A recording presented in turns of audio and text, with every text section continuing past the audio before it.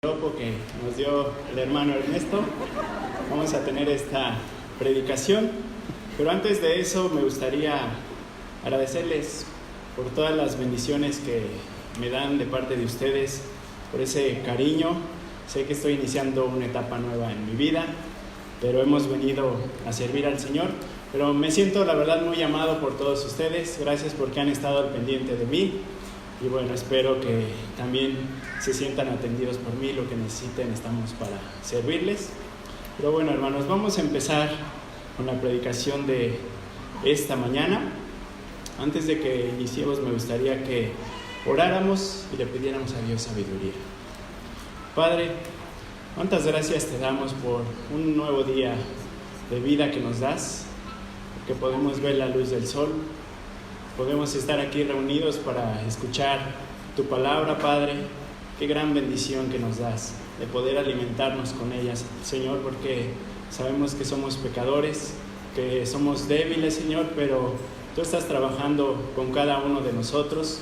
Te quiero pedir que nos ayudes en este día, que me des sabiduría, me des palabras para poder predicar completamente tu palabra como viene expuesta en tu escritura, Señor.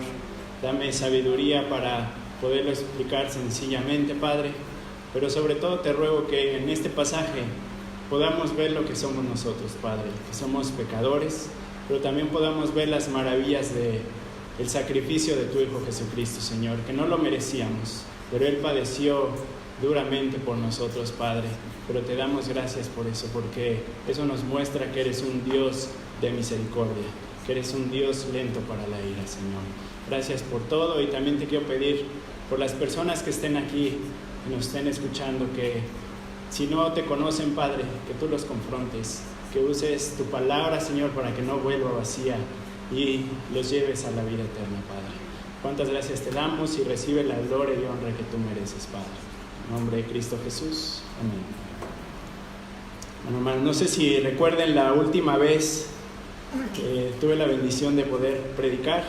Estuvimos estudiando Isaías 53. Pues vamos a continuar con ese capítulo, Isaías 53, por si gustan acompañarme en sus Biblias. Isaías 53.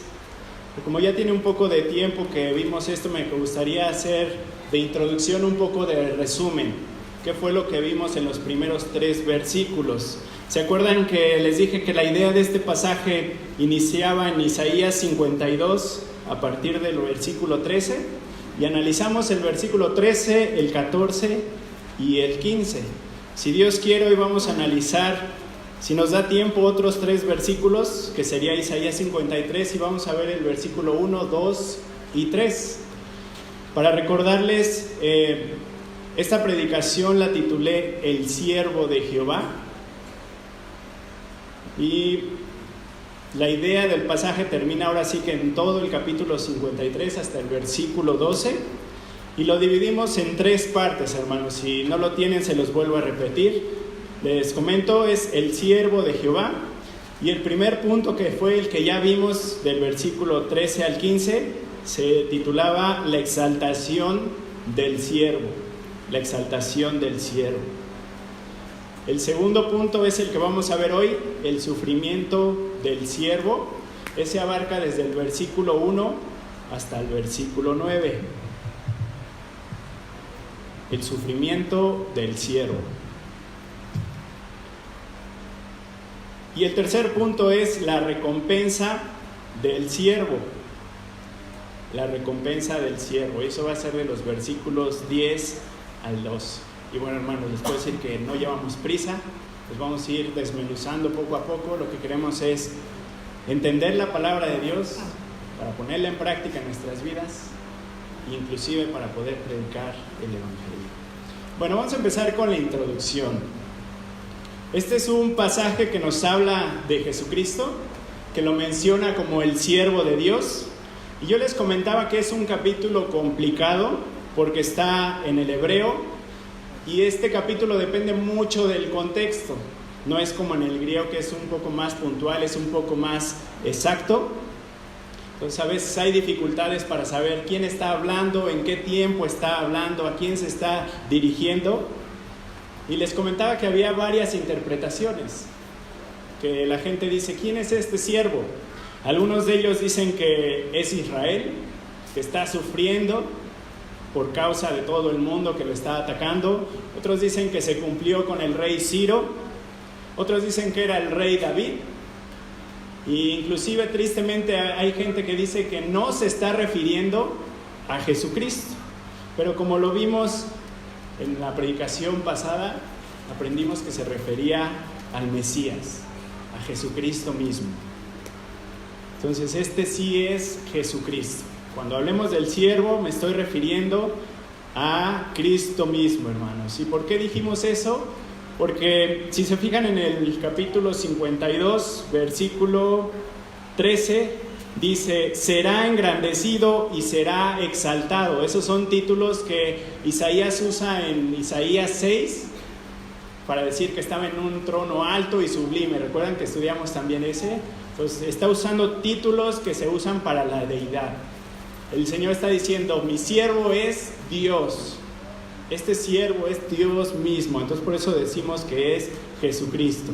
También decíamos que hay mucho parecido con la pasión de Cristo. Conforme lo vayamos estudiando van a ver, y parece que es otro evangelio. Van a ver que es muy similar a todo lo que se nos narra en los 4 evangelios del Nuevo Testamento. Inclusive tanto Jesucristo como los autores del Nuevo Testamento afirmaron que este pasaje se aplicaba a él mismo.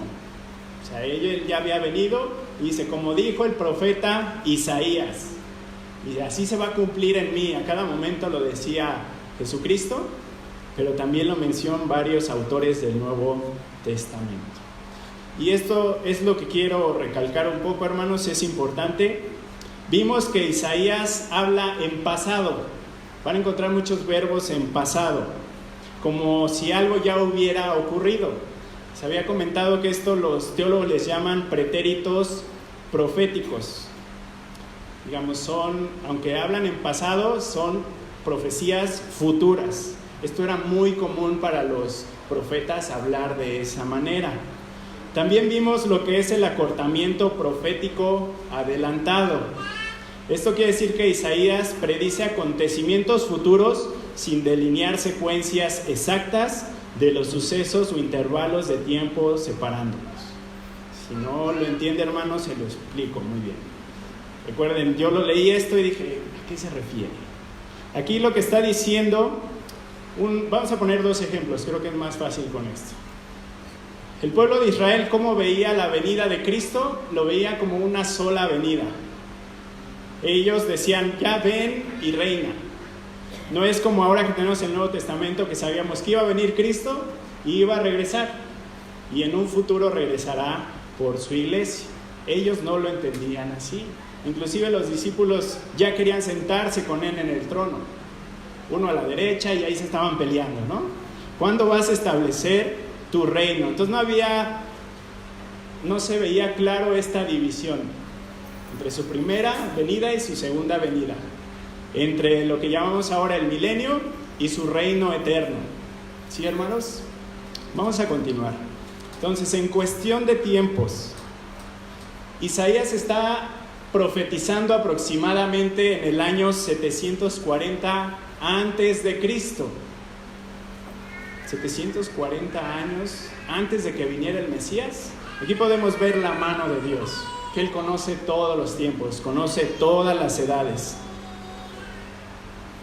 Y está profetizando lo que haría el siervo Jesucristo cuando viniera a este mundo. Ese es un tiempo. Está profetizando Isaías que iba a venir el Mesías e iba a sufrir. Pero también está profetizando mucho más adelante, en un futuro que todavía no ocurre, cómo va a reaccionar horrorizado el pueblo de Israel, cómo van a reaccionar con gran tristeza, arrepentimiento por lo que le hicieron al Mesías. Si me acompañan tantito en sus Biblias, Romanos 11, 25 al 27, Romanos 11, 25 al 27, no se preocupen, yo se los voy leyendo y dice: porque no quiero, hermanos, que ignoréis este misterio, porque no seáis arrogantes en cuanto a vosotros mismos, que ha acontecido a Israel endurecimiento en parte, hasta que haya entrado la plenitud de los gentiles. Y luego todo Israel será, ¿qué dice?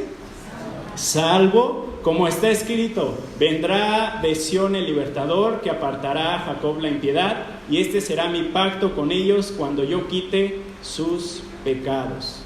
Pues hermanos, ¿en qué tiempo nos vamos a estar moviendo? En el tiempo de Isaías, cuando está profetizando, en el tiempo en que viene Jesucristo y es crucificado, y en el tiempo futuro, cuando Israel se dé cuenta lo que han hecho al Mesías.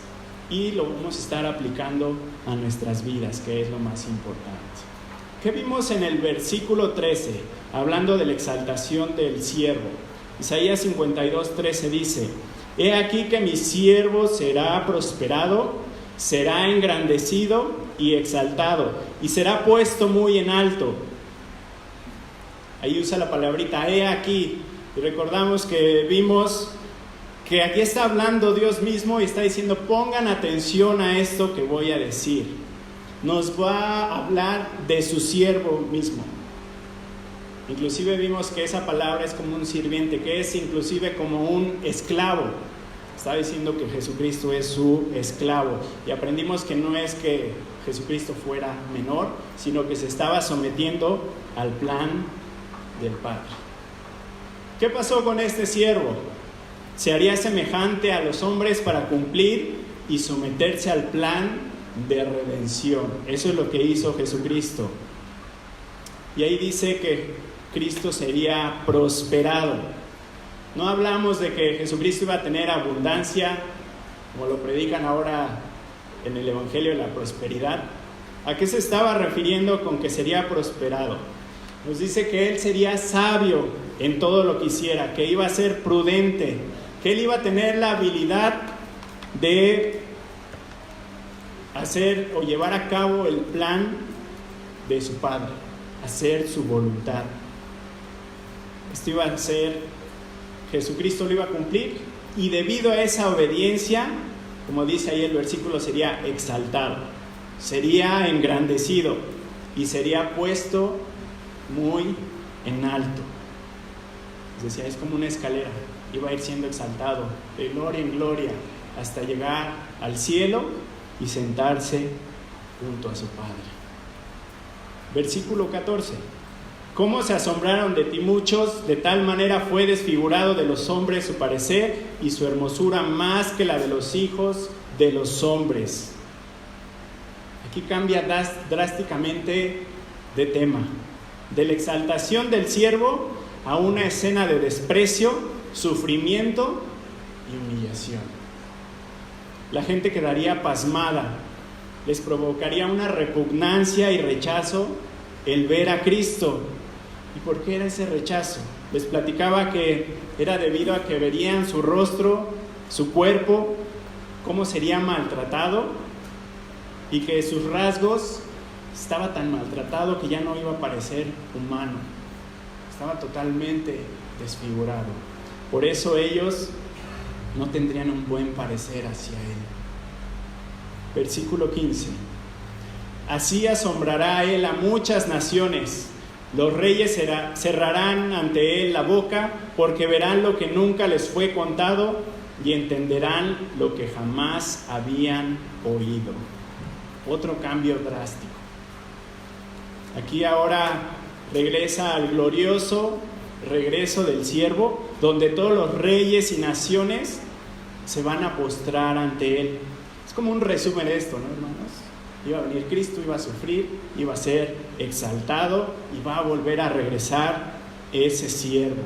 Entonces la humanidad se asombrará cuando Cristo regrese con gran poder y con gran gloria.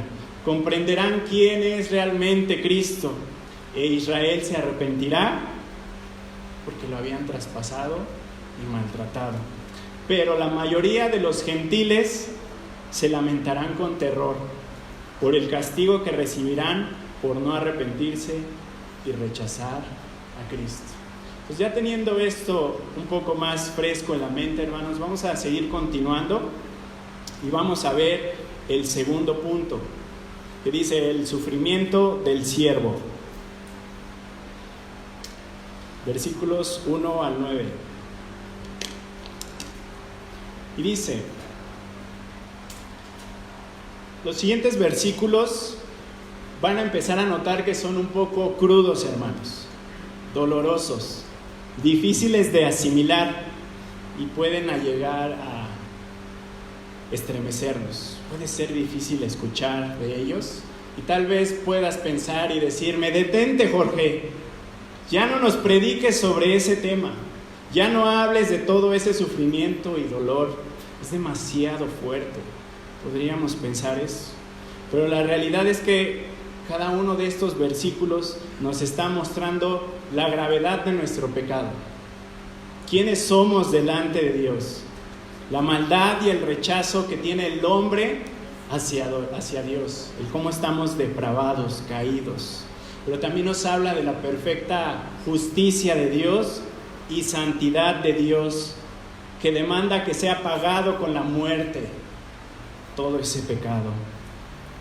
Todo esto sucedió por gracia, para que tengamos perdón de pecados por medio de un siervo, y como dice este pasaje, por el siervo de Jehová que cargó con el castigo de nuestras iniquidades. Pues, hermanos, aunque parezca duro, podemos estar contentos y decir que Dios reciba toda la gloria y la honra por sus maravillosas obras, por su misericordia que ha tenido hacia nosotros. Versículo 1. ¿Quién ha creído a nuestro anuncio? ¿Y sobre quién se ha manifestado el brazo de Jehová? Aquí, hermanos, si se fijan, ya no es como en los 3 versículos anteriores que está hablando Dios mismo. Aquí ya está hablando nosotros. Digamos, ya está hablando en plural. Y aquí Isaías está identificando con su pueblo. No dice Isaías, ellos. Dice nosotros. Isaías empieza a usar mucho nuestro, nosotros, en todos estos versículos. Lo vamos a ir viendo poco abajo. Y está representando a la nación pecadora de Israel. Este grupo está reconociendo su pecado y sabe que el siervo sufrió por su culpa. Entonces este pasaje está refiriendo al pueblo de Israel y no a los gentiles, a ellos que habían recibido el mensaje de parte de Dios. Y veamos el versículo 1. Isaías está iniciando con 2 preguntas retóricas. No está buscando una respuesta, es obvia la respuesta. Y dice la primera pregunta: ¿quién ha creído a nuestro anuncio? Literalmente en el hebreo es como si dijera: ¿quién ha creído las cosas que escuchamos?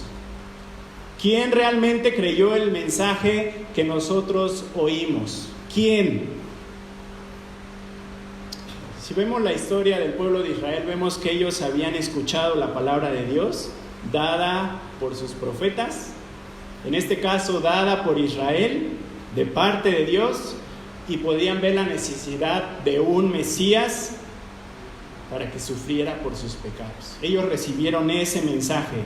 Ellos habían recibido esa información, esa noticia, ese mensaje de redención y de salvación. Acompáñenme a Isaías 52:7. Isaías 52:7. Dice: cuán hermosos son sobre los montes los pies del que trae alegres nuevas, del que anuncia la paz, del que trae nuevas del bien, del que publica salvación, del que dice a Sión: tu Dios reina. Y ahí abajito, versículo 10: Jehová desnudó su santo brazo ante los ojos de todas las naciones, y todos los confines de la tierra verán la salvación del Dios nuestro. Ellos estaban escuchando y recibiendo esa palabra, ese mensaje de salvación. ¿Cómo podemos saber que ellos recibieron la palabra? Romanos 3, del 1 al 2, se los leo. ¿Qué ventaja tiene pues el judío? ¿O de qué aprovecha la circuncisión? Mucho, en todas maneras. Primero, ciertamente que les ha sido confiada, ¿qué? la palabra de Dios. A ellos se les dio por primera vez la palabra de Dios, la ley, el Pentateuco, todo esto que conocemos, los profetas. Romanos 9 del 4 al 5 dice, Romanos 9 del 4 al 5, que son israelitas, de los cuales, ahí viene todo lo que les ha dado Dios, son la adopción, la gloria, el pacto, la promulgación de la ley, el culto y las promesas, de quienes son los patriarcas y de los cuales según la carne vino Cristo, el cual es Dios sobre todas las cosas, bendito por los siglos. Amén. Se les dio la palabra, se les dio el mandato de Dios, pero también podemos ver que se les dio el Evangelio. Romanos 1:16 dice, Romanos 1:16, porque no me avergüenzo, lo conocemos muy bien, del Evangelio, porque es poder de Dios para salvación a todo aquel que cree. Y luego que dice, al judío primeramente y también al griego. A ellos también les fue dado el Evangelio. Y hermanos, aquí quiero recalcar algo. Ojo, no estoy diciendo que Jesús cuando vino no tuvo compasión de los gentiles o que no quiso salvarlos. Él vino a salvar a todos los pecadores. Pero podemos ver que su enfoque principal, primordial, eran los judíos. Recuerdan que, por ejemplo, Mateo 15:24 dice, a la casa de Israel he venido a mi pueblo. Inclusive a los discípulos no los deja ir a predicar a las naciones luego. Primero empiezan a predicar en las sinagogas y poco a poco van llevando el Evangelio. Entonces el Evangelio también les llegó a judíos y también a gentiles. No los está haciendo a un lado, pero su principal objetivo es el pueblo de Israel. Entonces, hermanos, el pueblo de Israel era privilegiado, era bendecido al recibir las profecías y promesas mesiánicas. Es como nosotros, ahorita somos privilegiados en tener la Biblia en nuestras manos, en nuestro idioma. Llegamos a tener hasta a veces 5 versiones en nuestra casa, ¿no? Por lo menos 2. Somos bendecidos. Pero el pueblo de Israel era bendecido porque escucharon directamente de Dios por medio de los profetas, e inclusive, ¿saben qué, hermanos? Ellos vieron a Cristo cuando vino a esta tierra, cuando habitó entre ellos. Isaías está diciendo, ¿quién creyó a todo eso que oímos? ¿Quién creyó a todo eso que recibimos? ¿Quién? Aquí sería bueno preguntarnos, ¿acaso si nos ponemos en el lugar de los judíos de ese tiempo, ¿acaso no entendían las profecías? ¿Acaso eran muy complicadas? ¿Acaso no podían ver que todas estaban apuntando hacia Cristo? ¿Acaso tenían muy poca información para entender esto?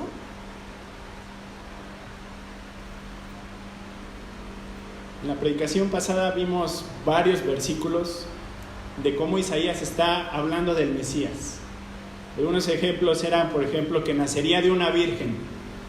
Isaías dijo que sería llamado el Emanuel, que sería el renuevo, la piedra angular, inclusive que iba a venir a reinar sobre todas las naciones. ¿Lo entendían o no? Les voy a dar un ejemplo, hermanos, en Miqueas 5:2. Miqueas 5:2, se los leo. Aquí vamos a poder ver cómo sí entendían un poco las profecías, no al 100%, pero Miqueas 5:2 dice, pero tú, ¿qué nombrecito dice ahí? Belén, Efrata, pequeña para estar enfrente de las familias de Judá. Y luego dice, de ti me saldrá el que será, ¿qué? Señor en Israel. Y sus salidas son desde el principio, desde los días de la eternidad. Esta es una profecía donde está diciendo, el que va a reinar, este Mesías, va a venir de Belén. ¿Y qué pasó cuando vino Jesucristo? Nació en Belén y vemos que vinieron unos magos del oriente, ¿se acuerdan? Y ya si lo estudiamos un poco podemos ver que era gente que se había ido al exilio en el tiempo de Daniel, pero ellos conocían las escrituras, conocían las profecías. Entonces estos magos eran los que se habían quedado y vinieron a ver al Salvador. que iba a nacer en Belén. Se los leo, Mateo 2 del 5 al 6, donde hace referencia a estos magos del oriente. Ellos les dijeron, en Belén de Judá, porque así está escrito por el profeta. Vean, aquí está citando el de Miqueas. Tú, Belén, de la tierra de Judá, no eres la más pequeña entre los príncipes de Judá, porque de ti saldrá un guiador que apacentará a mi pueblo Israel. Entonces sí entendían ciertas profecías, hermanos. Pero tristemente, a pesar de que el pueblo de Israel había escuchado, que había visto al Señor Jesucristo, que habían recibido toda esta ley, se negaron a creer en Cristo cuando vino a esta tierra. ¿Recuerdan lo que dice Juan 1:11? A los suyos vino y los suyos no le recibieron. Juan 12:37 dice, Juan 12:37. Pero a pesar de que había hecho tantas señales delante de ellos, no creían en él. Para que se cumpliese la palabra del profeta, fíjense, ahí está otra vez Isaías, que dijo, Señor, ¿quién ha creído a nuestro anuncio? ¿Y a quién se ha revelado el brazo del Señor? Ese es el versículo que vamos a estudiar hoy. Porque esto no podían creer, porque también dijo Isaías, cegó los ojos de ellos y endureció su corazón para que no vean con los ojos y entiendan con el corazón y se conviertan y yo los sane. Entonces su rechazo no era culpa de Dios, sino es por la dureza de su corazón, como lo vimos en Isaías 6.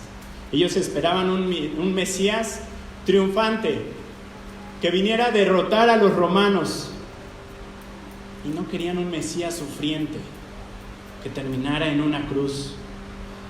Para ellos, Jesucristo era un perdedor, Jesucristo era un loco, inclusive un endemoniado.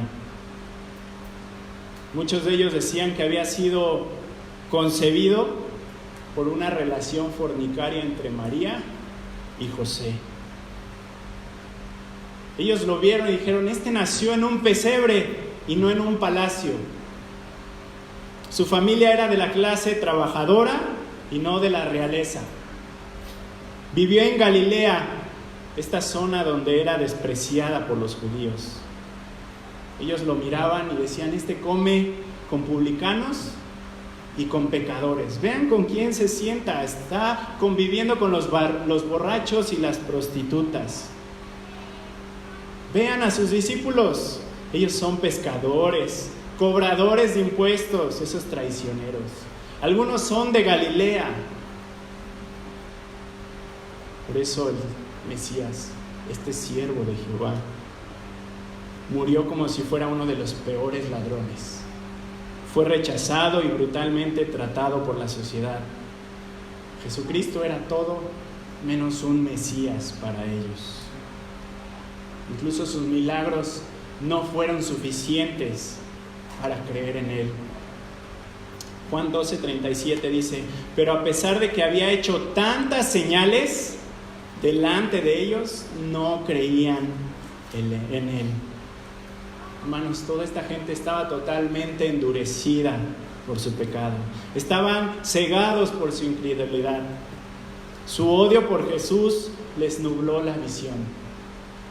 Y hasta el día de hoy el pueblo de Israel lo podemos ver que en su mayoría están endurecidos.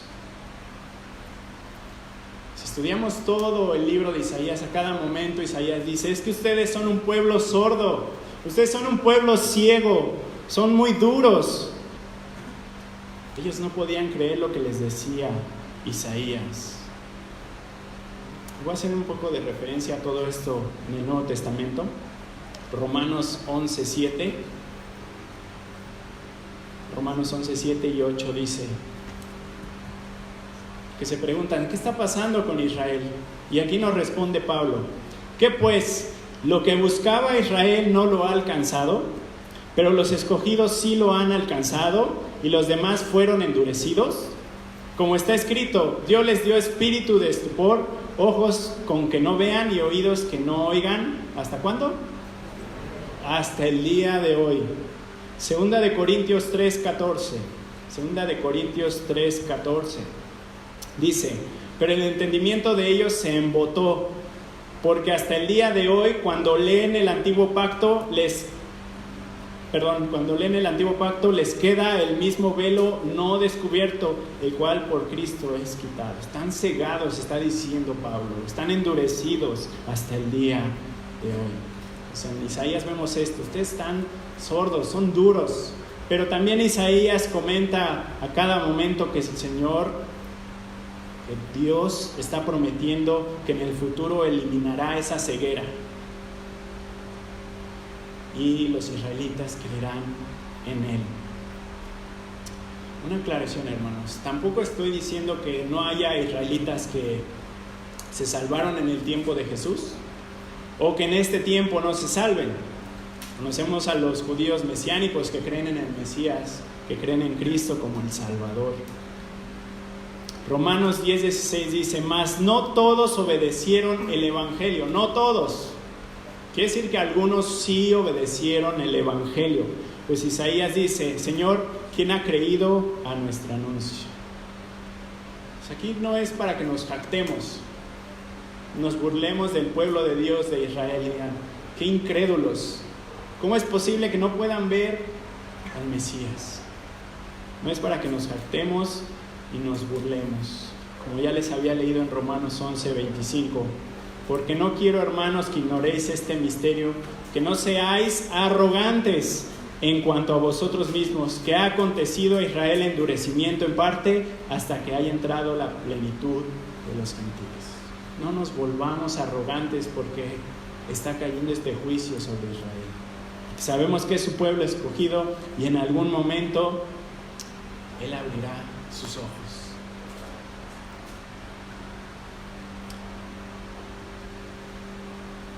Si lo llevamos un poco más, no hacia los israelitas, sino al mundo. El mundo continuamente rechaza a Cristo, ¿a poco no, hermanos? Inclusive nosotros somos culpables de rechazar a Cristo. Antes éramos culpables de rechazar ese evangelio que ahora creemos. El mundo está en contra de este Mesías, de este Salvador, pero por su gracia es que hemos sido salvados. Quisiera preguntarte, hermano, ¿quién es Cristo para ti?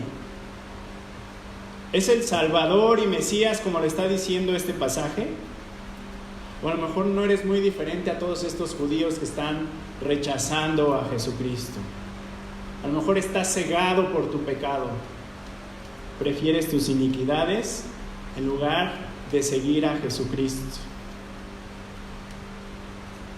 Es muy grave que estemos aquí en la iglesia sin ser salvos.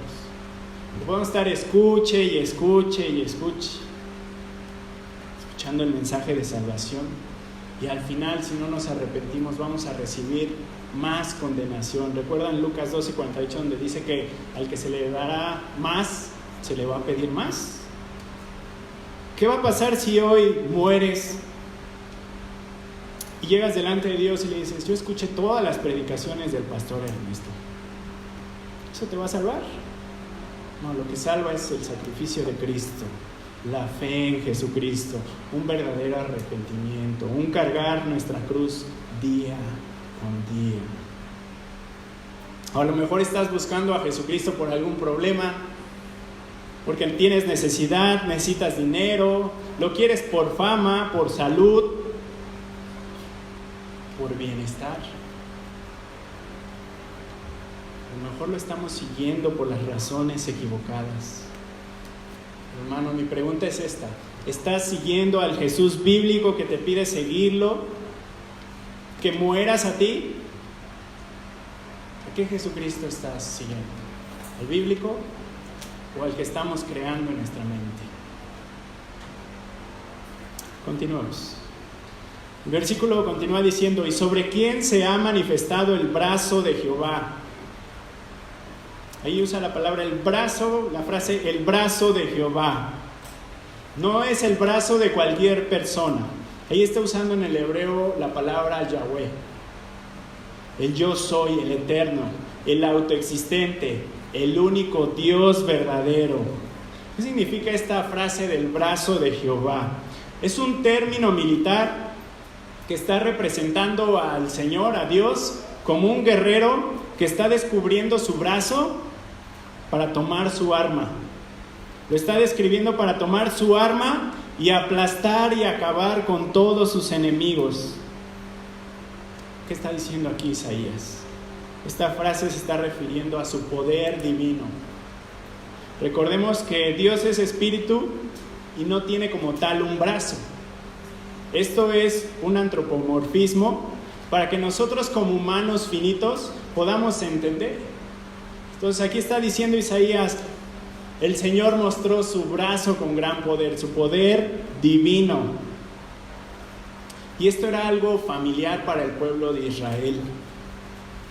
Esto les podría recordar cuando Dios los sacó de Egipto. Les voy a leer Éxodo 6, del 6 al 7.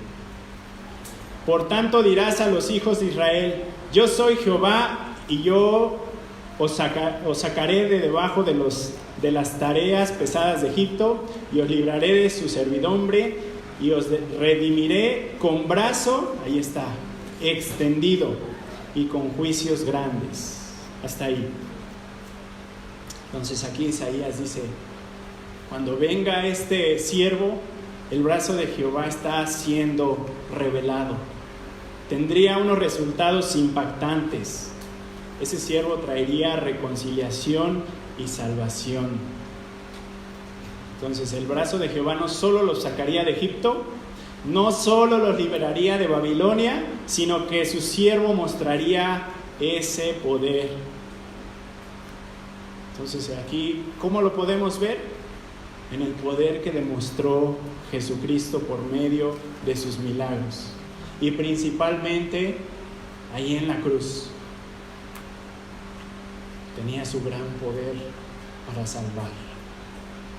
Recordemos que el Evangelio es ¿qué? El poder de Dios para salvación. Entonces, hermanos, si ven, Isaías le está diciendo, no depende de ustedes, depende del brazo de Jehová, depende de Dios mismo. Pero tristemente el pueblo de Israel no vio su necesidad de salvación. Confiaban en sus obras, confiaban en sus leyes. Decían, nosotros somos el pueblo escogido por Dios, de Abraham somos. Romanos 10 del 3 al 4 dice, Romanos 10 del 3 al 4, porque ignorando la justicia de Dios y procurando establecer la suya propia, no se han sujetado a la justicia de Dios, porque el fin de la ley es Cristo para justicia a todo aquel que cree. Jesucristo era el Cordero. Jesucristo era ese sacrificio perfecto que los limpiaría del pecado. Toda la ley, todos los profetas estaban apuntando hacia Él. Jesucristo era el que los justificaría, era el que los reconciliaría con el Padre.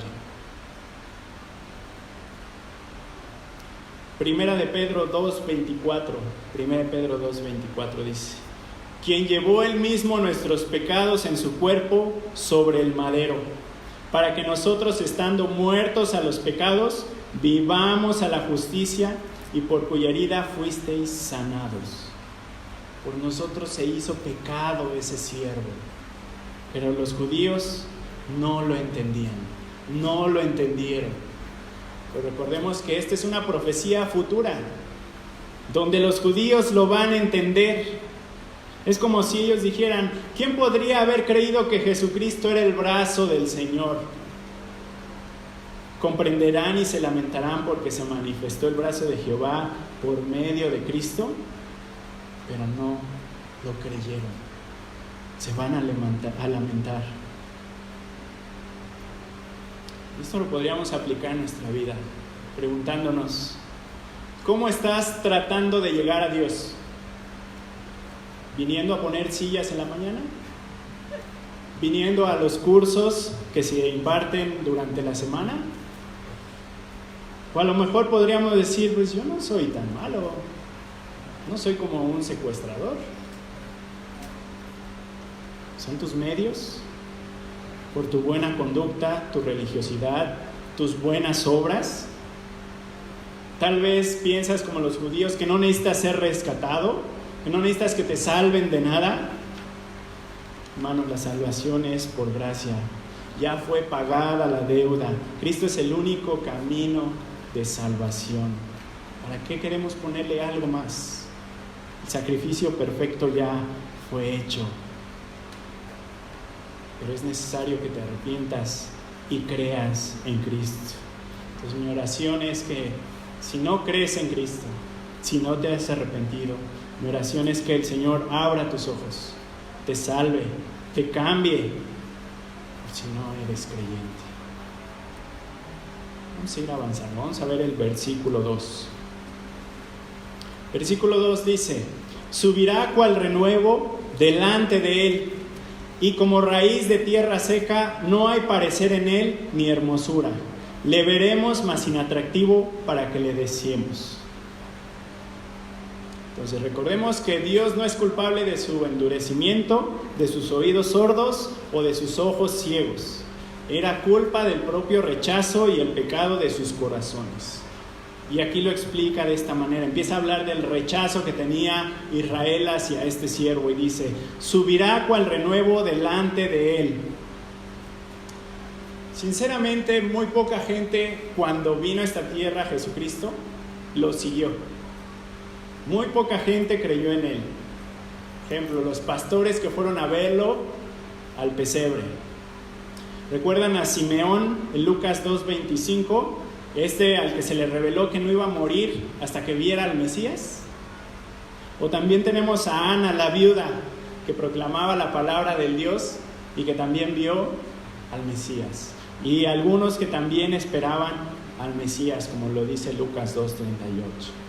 Inclusive el Padre observaba cómo Jesús iba creciendo en sabiduría y estatura. Él lo reconocía en que él iba creciendo poco a poco, iba haciendo su voluntad, iba cumpliendo con su plan. Lo vemos en el bautismo o en la transfiguración que dice: este es mi Hijo amado en quien tengo complacencia, a él oíd. Entonces eran muy pocos los que lo reconocieron cuando vino a esta tierra. Dice: subirá cual renuevo. Renuevo, ahí es la palabra yonek. Se refiere a un brote tierno, se refiere a un retoño, inclusive se refiere a un niño de pecho, o sea, algo chiquito, algo que está jovencito, tierno.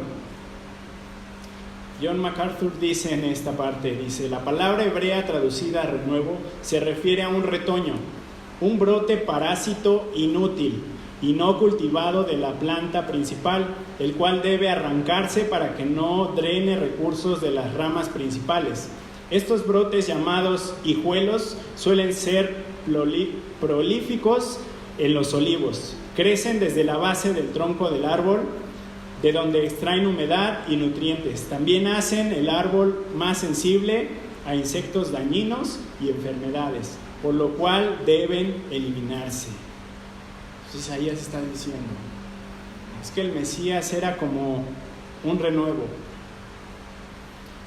Era insignificante para nosotros, alguien sin importancia, un don nadie. Ese sería alguien que no apostaría algo por él. Como sabemos, no nació en un palacio, su familia no era adinerada. Para los judíos pasaría desapercibido. Estaba en el anonimato cuando nació. Cuando empezó a crecer ya a los 30 años, lo empezaron a notar un poco. Pero todo ese tiempo no fue alguien famoso, conocido, sino alguien irrelevante. Diríamos, el Mesías no vino con gran pompa y honor. Y aparte de decir que era un renuevo, dice, y como raíz de tierra seca. Sería como una raíz en la tierra árida, como un árbol que fue plantado y nadie lo quiere cuidar, que nadie lo quiere regar. O también esa palabra se puede referir a una raíz seca que sobresale de la tierra.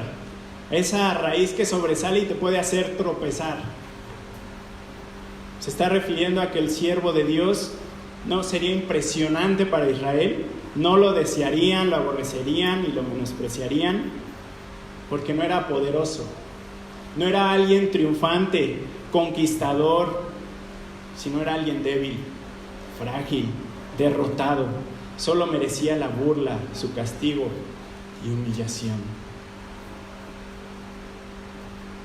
Entonces es como esa raíz inútil, seca, que debe de evitarse, ¿no? De cuidado, no te tropieces con esa raíz.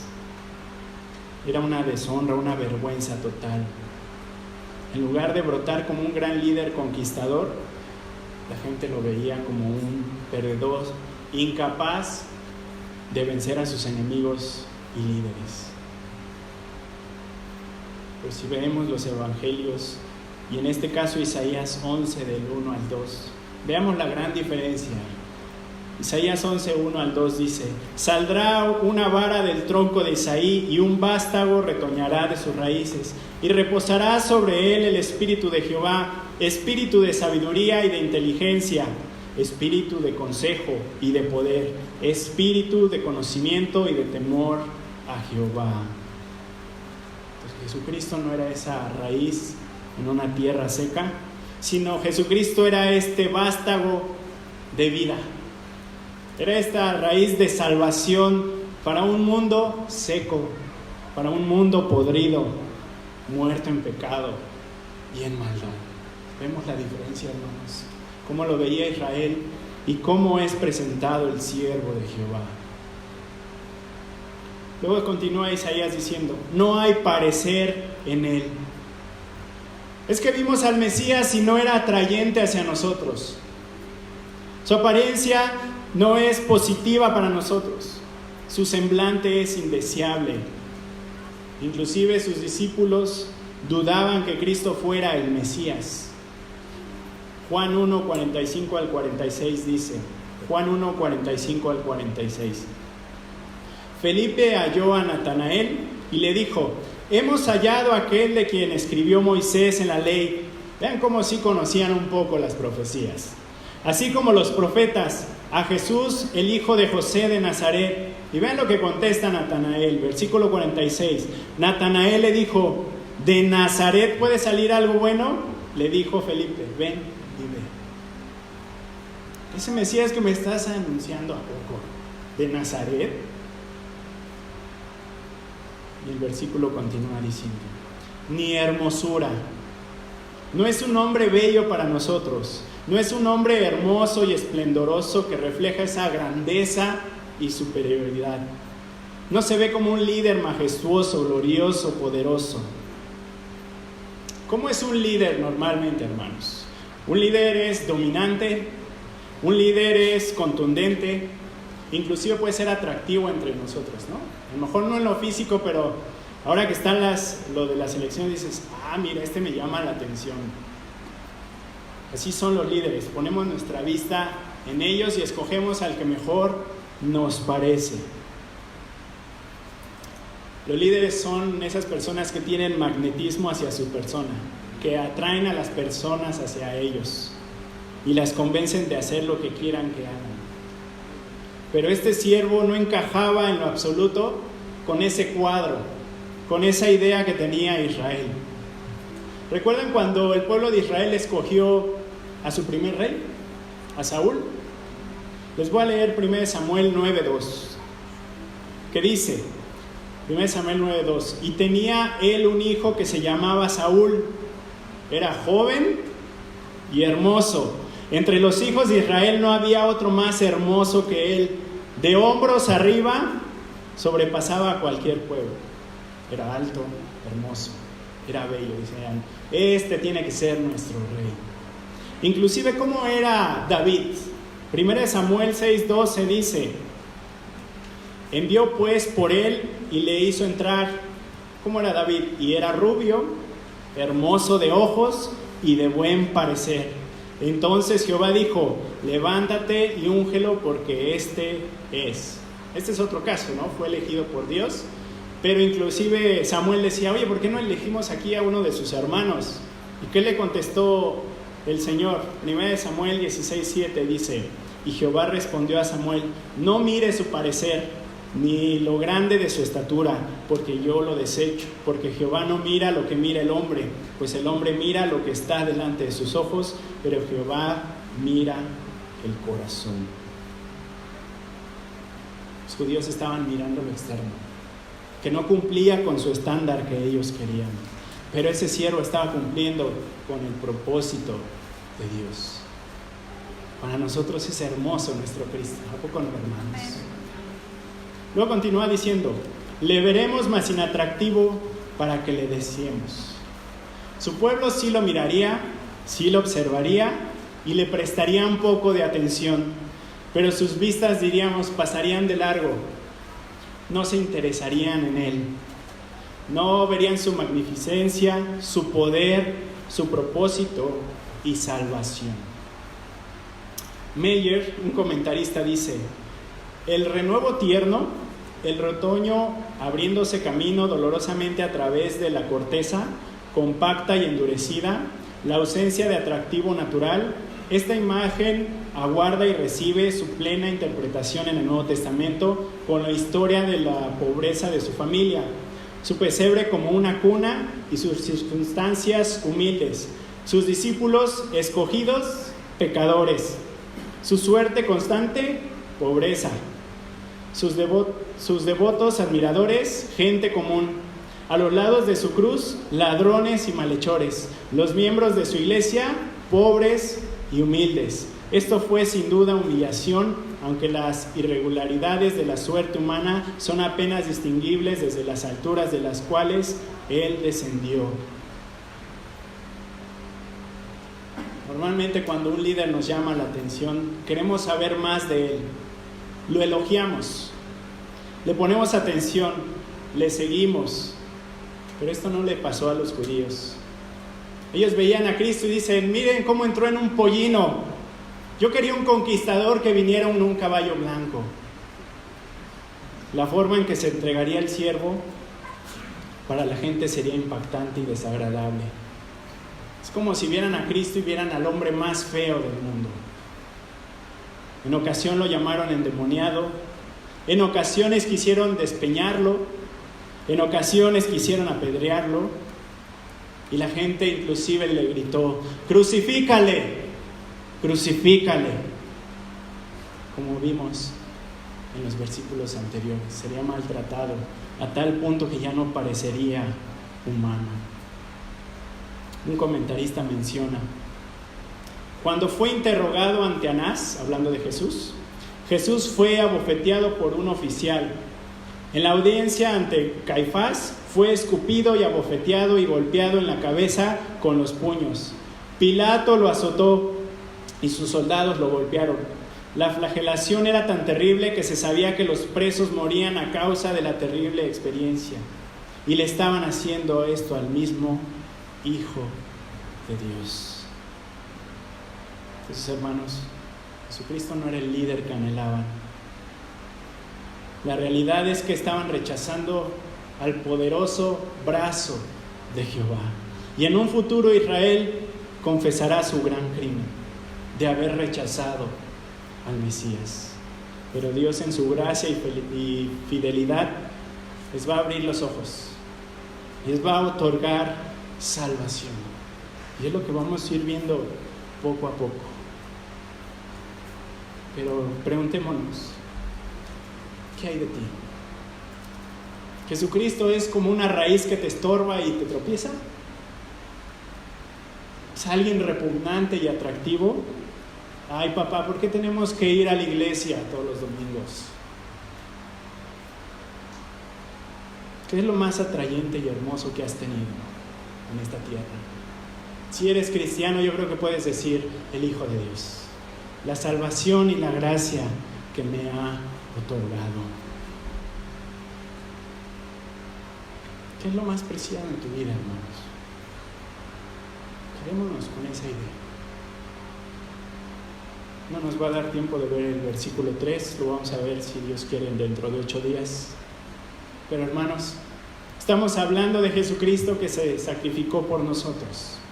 que sufrió por nosotros, ese Jesucristo que es el Salvador del mundo, el brazo fuerte de Jehová, el que perdona nuestros pecados. Él merece toda la gloria y honra, que ha tenido misericordia hacia nosotros. Que todo esto, aunque sea difícil de asimilar, doloroso, porque vemos un reflejo y deberíamos de decir, ahí debería de haber estado yo, pero ahí está su misericordia. Hermanos, si ya eres salvo, comparte este evangelio, comparte que Dios ha tenido misericordia y mandó a su siervo a morir por nosotros. Prediquemos el evangelio a nuestros familiares, amigos, conocidos. Si a Jesucristo lo golpearon, no te preocupes si a ti te van a insultar. Ámalos. Dile, Señor, abre sus ojos porque están ciegos, sordos. Pero tú tienes un Dios misericordioso que los puede salvar. Y Él va a obrar conforme a su voluntad y Él va a salvar a los que ha elegido. Ese es nuestro siervo, nuestro Dios todopoderoso. Vamos a orar.